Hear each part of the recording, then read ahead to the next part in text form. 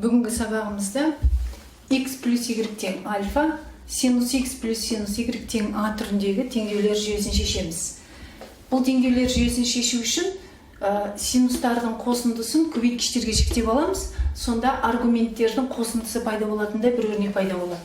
Сонда x плюс y тең альфа десек, ал синус x қосылған синус y-ті көбейткіштерге жіктейміз.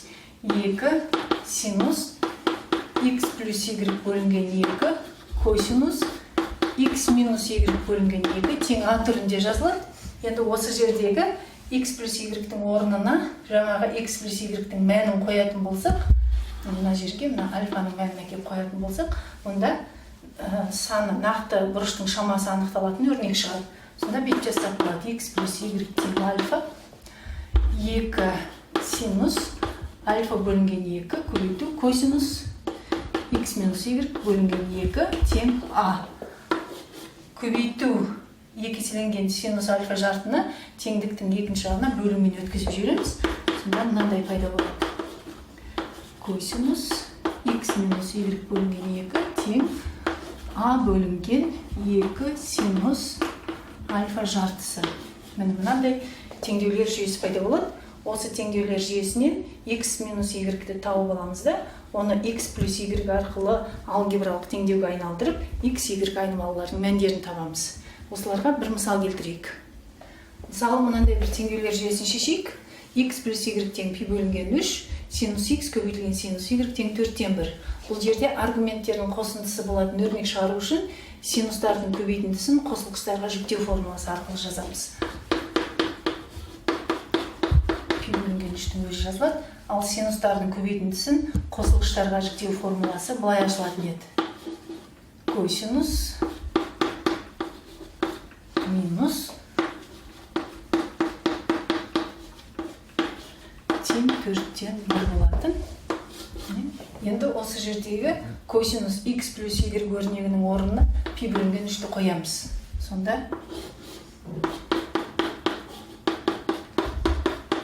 және теңдіктің екі жағында 2-ге көбейтіп жібереміз. Сонда мынандай теңдеу шықты: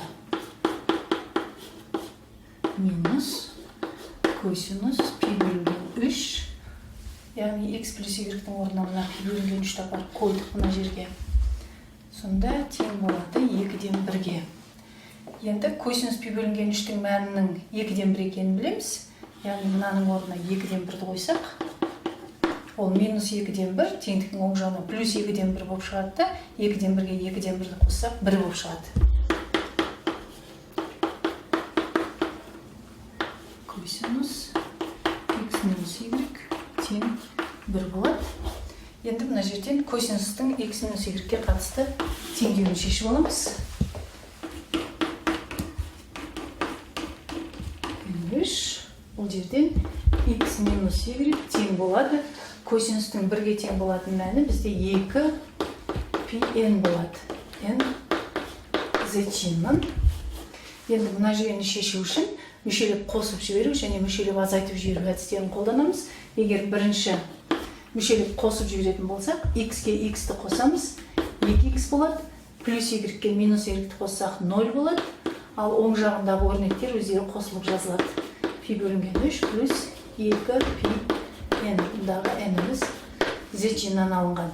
Енді көбейту 2-ні теңдіктің екінші жағына бөлу 2-мен шығарып жіберсек, x тең болады екен, пи бөлінген 6 плюс 2 пи n-ді 2-ке бөлсек, пи n болады.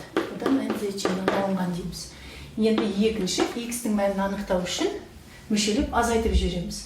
Сонда x-тен x-ті азайтсақ 0 болады, y-тен минус y-ті азайтсақ 2y болады. Сонда пи бөлінген 3-тен азайтамыз 2 пи n-ді. n z-нан алынған дейміз. Көбейту 2-ні бөлу 2-мен шығарсақ, y тең пи бөлінген 3, пи бөлінген 6 болады, 2-ке бөліп жіберетін болсақ. Пи бөлінген 6 минус пи n дейміз. n бұл жердегі z-нан алынған.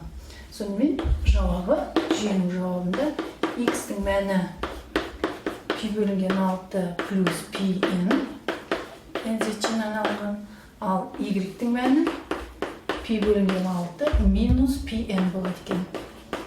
тағы n значениені алу.